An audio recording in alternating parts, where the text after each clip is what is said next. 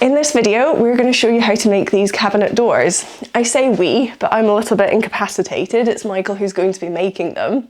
There are, of course, loads of channels out there that'll show you how to make really beautiful shaker doors, but for our workshop, we just wanted something really simple and easy to make. And to be honest, it doesn't get much more easy to make than these. And I think with a few simple tweaks, they'd also make really lovely kitchen cabinet doors.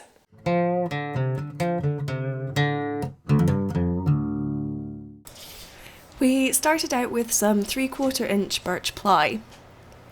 As you can see, before we made any cuts, we pre-painted one side. Unfortunately, we can't seem to find any footage of this, so instead please enjoy a superfluous clip of us painting the workshop wall. Pre-painting like this is a great time saver. So much easier to paint a large sheet when you don't need to worry about troublesome edges. When cut, we'll have unfinished edges, but we like this look, especially in a workshop environment. Then it's a simple job of cutting the doors to their final size. A good rule of thumb here is to have a 2 to 3 mm clearance between the doors. We opted for a 3 mm clearance simply because that also happens to be the thickness or kerf of the saw blade. We did a few tests before making the final cut, just to check we weren't getting any tear out that would ruin the paint. We found we had 0 tear out on the top surface and only the smallest amount on the underside. A quick sand to the edges, and that's the doors finished. Here are drawer fronts that we made earlier with the same technique. We really love this style of handle. It works great for hardwood doors, as well as showing off the lamination of the birch ply. They're easily created with this particular router bit. We've linked it below if you'd like to try it for yourself. To start with, we put this V-groove cutter into the router. This is done so that we can easily measure the distance from the centre of the cutter to the edge of the router plate in the X and Y direction. We can then work out the placement of the fence we'll need to guide the router when cutting the handle. We decided to add 19 mm or 3/4 of an inch to the router plate measurement to get the handle look that we wanted. And then, because we like making jigs and we wanted to make multiple handles that were all exactly the same, we knocked this up.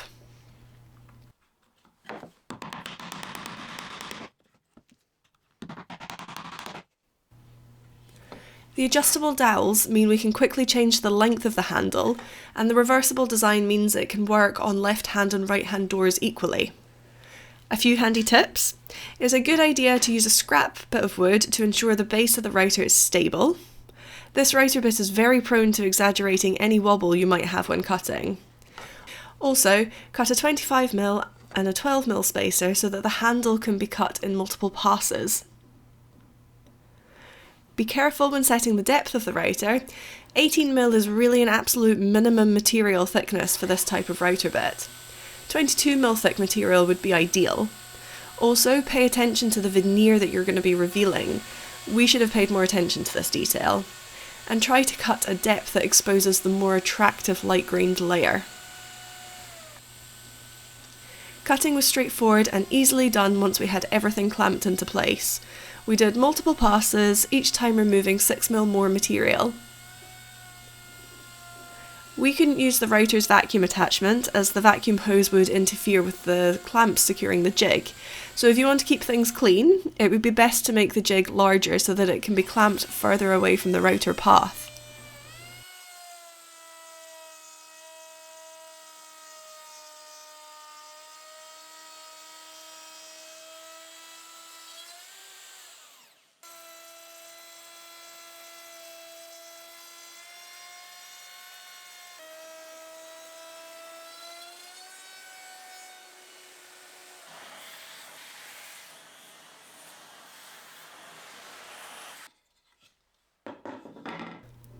The finished handles look great, though you can see we did reveal a little too much of that darker veneer layer that we were trying to avoid.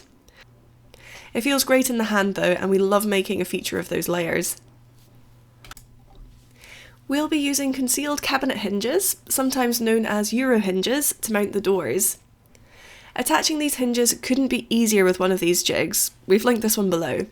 It comes with all the bits that you'll need to prepare the door and is compatible with all concealed hinge variations. It has a location pin that positions the hinges exactly 4 inches from the end.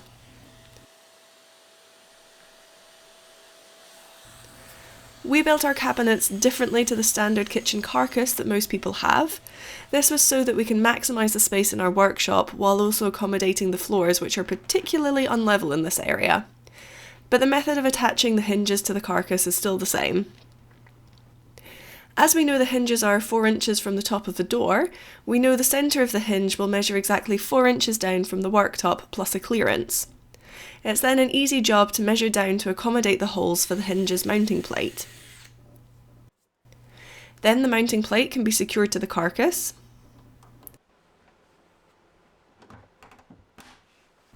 With the door temporarily hung from the top hinge, it's easy to mark the location of the lower hinge. This can then be drilled to accommodate the bottom hinge's mounting plate.